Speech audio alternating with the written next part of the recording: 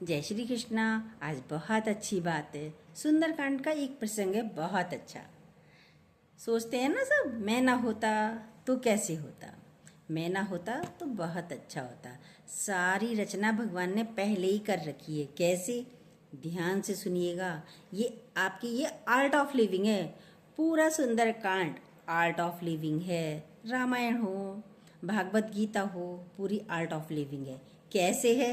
ध्यान से सुनिए। अशोक वाटिका में जिस समय रावण क्रोध में भरकर माता सीता को तलवार लेकर आ रहा था मारने के लिए, दौड़ पड़ा, तब हनुमान जी को लगा कि इसकी तलवार से इसके ही सिर के टुकड़े कर दूं। एकदम सोचा उन्होंने, किंतु अगले ही क्षण उन्होंने देखा कि मंदोदरी ने रावण का हाथ पकड़ लिया। ये देखकर तो वे खुश हो गए, अंदर ही अंदर गदगद हो गए। अरे भगवान, आपने कैसी व्यवस्था अच्छी कर रखी है। यदि मैं आगे बढ़ता तो मुझे भ्रम हो जाता कि मैंने माता सीता को बचाया है रावण से। ऐसे ही हमें भी हो जाता ना, मैंने किया ये काम, मैं ही करता हूँ, सारे दिन मैं ही करता हूँ। देखिए, यही भ्रम सब लेकर बैठते हैं। बहुधा हमको भी ऐसा ही भ्रम हो जाता है।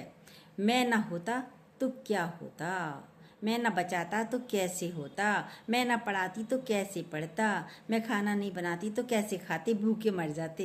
यही सोचते हैं ना। परंतु ये क्या हुआ, सीता जी को बचाने का कार्य प्रभु ने किसको दिया? रावण की पत्नी को, मंदोदरी को दे दिया था। हनुमान जी अब समझ गए। अभी तक तो उन पर शंका भी थी। अब पहुंच गए, लंका में पहुंचे हुए हैं।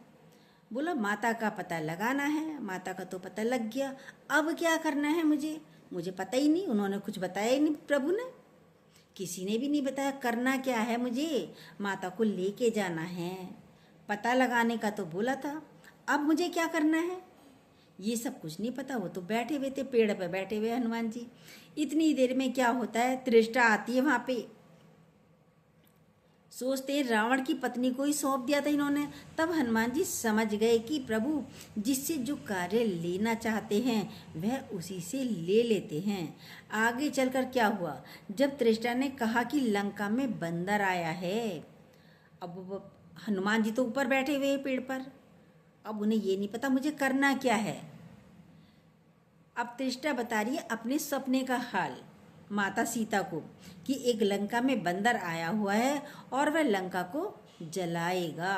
अब वो बैठे बैठे करे अब मुझे जलाना है लंका को, पर कैसे जलाना है? मैं तो माचिस नहीं लाया, घी नहीं लाया, तेल नहीं लाया, कैसे जलेगा? कपड़ा नहीं लाया, कुछ लेके तो आया नहीं। अब ये तो पता चल गया जलाना है। तो हनुमान जी को बड़ी चिंता हुई, भी कैसे जलाना है। प्रभु ने तो लंका जलाने के लिए कहा ही नहीं, मुझसे कुछ कहा ही नहीं। तृष्टा कह रही है कि उन्होंने स्वप्न में देखा है। अब समझ रहे हैं हनुमान जी, एक वानर ने लंका जलाई है, अब उन्हें क्या करना चाहिए समझ रहे हैं हनुमान जी। तो जो प्रभु इच्छा अंदर से, अच्छा प्रभु अब मेरा काम है लंका जलाने का। जब रावण के सैनिक तलवार लेकर हनुमान जी को पकड़ने के लिए आए तो जो प्रभु इच्छा कहकर हनुमान जी अपने को सौंप देते हैं, कोई बल को नहीं लगाते, तनिक भी वो बचने की चेष्टा नहीं करते हैं। और जब विभीषण ने, क्या होता है, अब जब राज दरबार में हनुमान जी को लेकर आ गए सैनिक, तो रावण बोलता है इसको मार दो, वानर को मार दो। अब विभीषण आ गए, नहीं नहीं भाई, रावण को, इसको हनुमान को मत मारो, गलत होगा ये दूत है, इसे मत मारो। कह रहे मत मारो, कह रहे क्या करना चाहिए? तो विभीषण जी ने कहा इसकी पूंछ में आग लगा दो।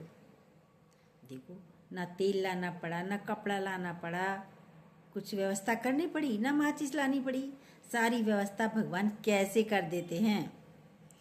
तो उन्होंने सारे लंका का कपड़ा सुना है, पूरी लंका का कपड़ा, तेल, मिट्टी का तेल उनकी पूंछ में लपेट दिया गया। जितना लपेटे हनुमान जी उतने बड़े होते चले जा रहे थे।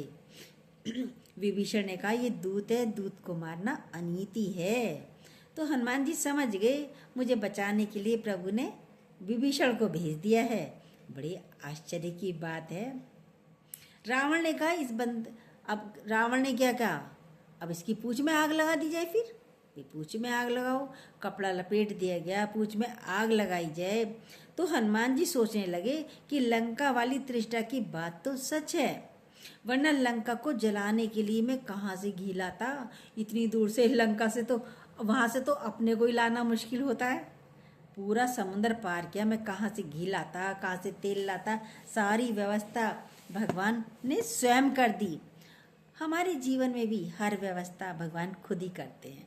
हम लोग नाहक परेशान होते रहते हैं, कैसी होगा, कल क्या होगा, कल कैसे चलेगा, कैसे पढ़ाई, ये कैसे पढ़ेगा, देखिए कैसी शादी होगी, चिंता चिंता चिंता। क्यों करते हो चिंता? सारी व्यवस्था जैसे माता सीता के लिए कर रखी थी भगवान राम ने, हनुमान जी के साथ व्यवस्था कर रखी थी कि तुझे लेके कुछ नहीं जाना, वहीं सारा सामान मिलेगा। हमें भी हर दिन हर व्यवस्था हमारी भगवान कर रहे हैं। बेकार परेशान होते हो, देखिए अपने आप को करते कुछ नहीं, खुद परेशान होते हो, औरों को परेशान करते हो, घर वालों को भी परेशान करते हो। कितना अच्छा बोला। तो हनुमान जी तो सोचने लगे कि लंका वाली तृष्णा की बात तो सच थी, वरना लंका को जलाने के लिए मैं कहाँ से घी, कपड़ा, तेल लाता, कैसे व्यवस्था करता। पर वह प्रबंध भी आपने रावण से ही करा दिया। सारी लंका के कपड़ा, पूरा का पूरा कपड़ा पूरे लंका वासियों ने दिया था, करा दिया। जब आप रावण से भी अपना काम करा लेते हैं, फिर मुझसे करा लेने में कौन से आश्चर्य की बात है। देखिए रावण के कितने बच्चे थे आप जानते हो? 1,00,000 पूत, 1,25,00,000 नाती। जिस रावण घर दिया ना बाती, पूरी लंका को जला दिया। एक विभीषण का घर नहीं जलाया। क्यों आप जानते हो? क्यों नहीं जलाया? क्योंकि विभीषण के घर से ना कपड़ा दिया गया पूंछ में आग लगाने को, और ना ही तेल दिया गया, ना जलाई गई। इसलिए जिन्होंने दिया, हम मंदिर में जाते हैं तो जो पुजारी होता है तो क्या करता है, प्रसाद की थैली हम पुजारी के हाथ में देते हैं, तो हमारा थोड़ा सा रख के माता के चरणों में हमारा प्रसाद हमको दे देता है। तो ऐसे ही हनुमान जी ने किया था।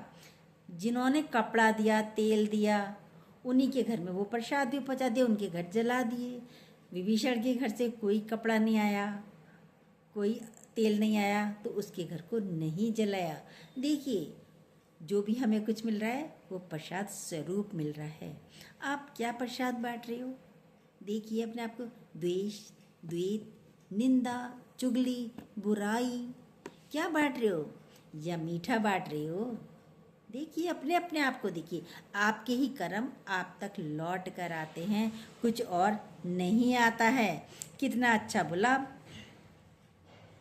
जब आप रावण से भी अपना काम करा लेते हो तो मुझसे करा लेने में आश्चर्य की क्या बात है। इसलिए सदैव याद रखें कि संसार में जो हो रहा है वह सब ईश्वरीय विधान है।